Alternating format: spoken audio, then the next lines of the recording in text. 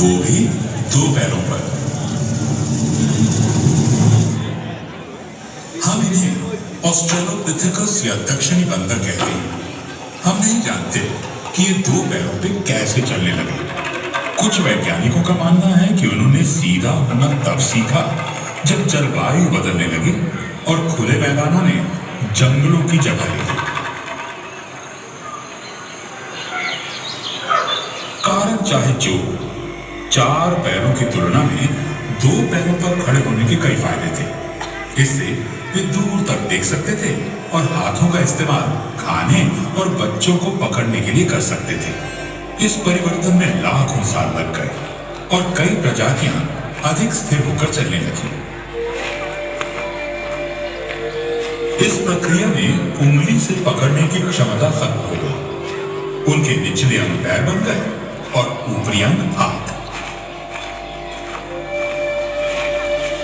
उनके दिमागों के आकार और जटिलता बढ़ने लगी।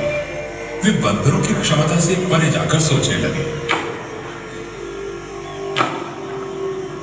शायद किसी आदि मानव ने यूं ही पत्थर से फली को मारा होगा और वो टूट गया। और जितनी बार उन्होंने ऐसा किया, उनकी याददाश्त बढ़ती गई।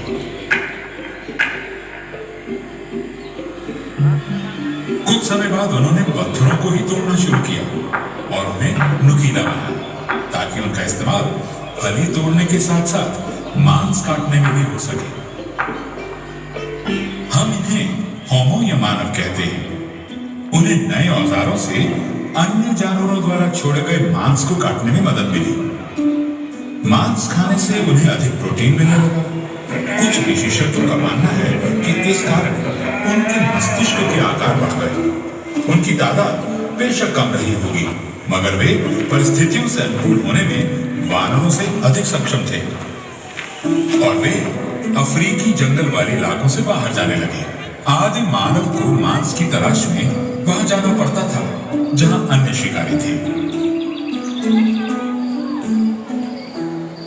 लगभग 20 लाख साल पहले होमो की एक नई प्रजाति उभरने लगी। होमो इरेक्टस सीधे खड़े होकर दूर तक चल सकते थे और इस प्रकार खतरों से भी बच सकते थे। मध्य पूर्व और एशिया में पाए गए जीवाश्मों से पता चलता है कि इस प्रक्रिया में वे अफ्रीका से बाहर फैलने लगे। जैसे जैसे वे नई जगहों पर गए, उन्होंने नए हुनर सीखे। उनके औजार बेहतर हुए, जिनसे उन्हें मांस काटने में मदद मिली। अधिक धूप वाले खुले वातावरण में उनके बाल कम घने होने लगे। शिकार तक तुरंत पहुंचने के लिए उन्होंने दौड़ना सीख लिया।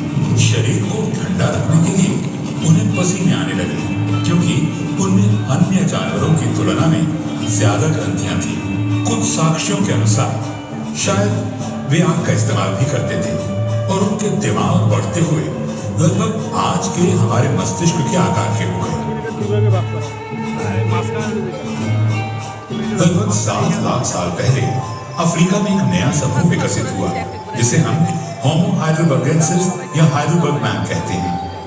उनके शरीर अधिक बड़े और मांसपेशियों वाले थे ताकि वे विभिन्न जलवायु में रह सके। अब वे सिर्फ मरे हुए जानवर ही नहीं खाते थे, बल्कि खुद भी शिकार करने लगे। मामूली औजारों की जगह हाथ की कुल्हाड़ियों ने ले ली। वे पत्थर की नुकीली नोक और धारदार चाकू बनाना जान गए और शायद लकड़ी के भाले भी। एवोल्यूशन यानी उत विकास की प्रक्रिया पहले की तरह जारी रही। हजारों सैकड़ों सालों के दौरान हमारे पूर्वज अफ्रीका के बाहर यूरोप और एशिया में फैल गए।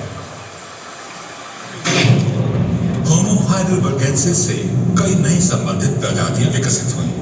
उनकी शारीरिक विशेषताएं एक समान थी, लेकिन उनमें से कोई भी आधुनिक मानव की तरह नहीं था। इन प्रजातियों में हम सबसे ज्यादा होमो निएंडरटॉलेंसिस यानी निएंडरटॉल के बारे में जानते हैं।